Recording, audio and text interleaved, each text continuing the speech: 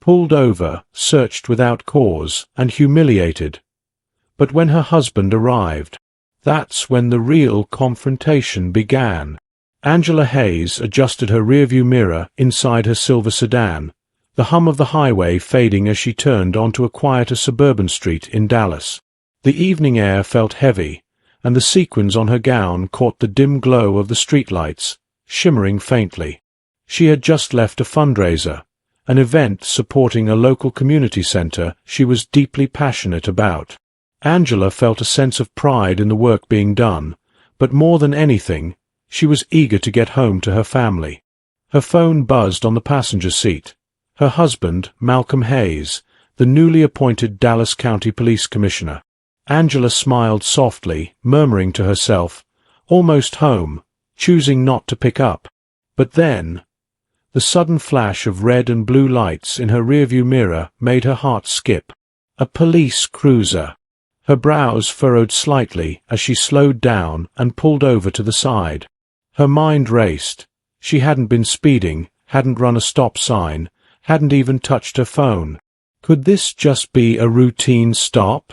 She exhaled, rolling down her window as the officer approached. A tall man with a stern expression wasted no time. "License and registration," he demanded curtly. Without hesitation, Angela handed over her documents.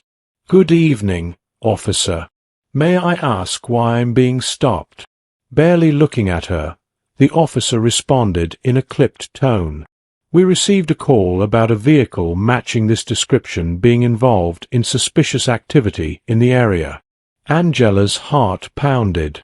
"Suspicious activity?" she repeated, keeping her voice steady despite the unease creeping in. "Step out of the car, ma'am." She hesitated. "Excuse me? I don't understand." "Step out of the car now." His tone turned firm, leaving no room for argument. Another cruiser pulled up, and two more officers stepped out, their flashlights cutting through the darkness. Angela's hands trembled slightly as she unbuckled her seatbelt, moving carefully, just as her husband had always taught her. Keeping her hands visible, she spoke with calm yet firm resolve. "I'm complying. I'd like to understand why I'm being treated this way." Her composure only seemed to agitate them further. One officer, without asking permission, began rifling through her back seat and trunk, while the others stood close by, watching her every move. Angela's pulse pounded. She had nothing to hide, yet she was being treated as if she were guilty of something. The humiliation stung. But she wasn't the kind of woman to back down. "I'd like to call my husband," she said, her voice cutting through the thick tension. One officer scoffed. "You can do that after we're done here."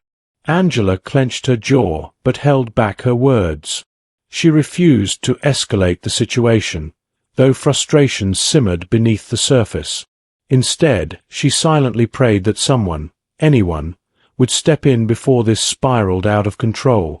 What she didn't know was, things were about to get much worse. Standing beside her car, the cool night air brushed against her arms as she watched them rummage through her belongings. Her neatly packed trunk, filled with fundraiser brochures and event materials, was being torn apart, as if it was some kind of crime scene. One officer picked up a stack of pamphlets.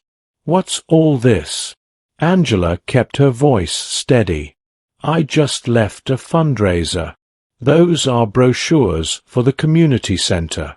The officer stared at her for a moment before tossing them carelessly back into the trunk, not saying a word.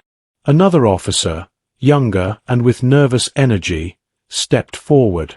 "Ma'am, are there any weapons, drugs, or illegal items in this vehicle?" "No, officer," Angela replied, patience wearing thin. "I've told you, I've done nothing wrong. I'd appreciate an explanation for why I'm being treated like this." Her controlled tone only seemed to irritate them further. "We're just doing our job," the older officer barked, slamming the trunk shut. Angela's phone buzzed again from the passenger seat. "Malcolm." "May I retrieve my phone to call my husband now?" she asked. The officers exchanged glances. "No sudden movements," one warned, as if she were some kind of threat. Angela resisted the urge to roll her eyes, but complied, carefully reaching for her phone. The officers almost seemed disappointed. Her calm, measured actions left them no reason to justify their suspicions. "We're running your plates and license," another officer muttered before stepping away. Angela folded her arms, watching as the second cruiser's spotlight illuminated her car. The scrutiny, the assumptions, the complete disregard for her dignity. It was infuriating, but she kept her cool, knowing that even a hint of frustration could be twisted into an excuse to escalate things further. With steady fingers, she dialed Malcolm.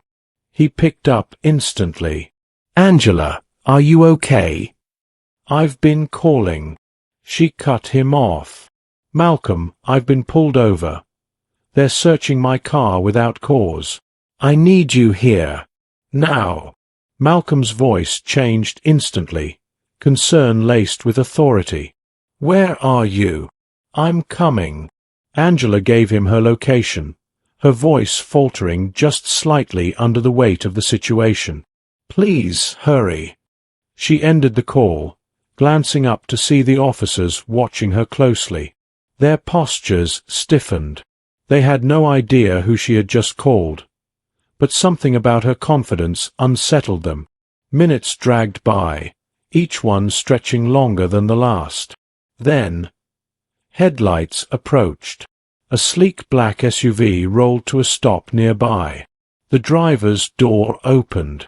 Malcolm Hayes stepped out, his tall frame radiating authority, his face a mask of restrained anger. And what happened next? No one saw it coming.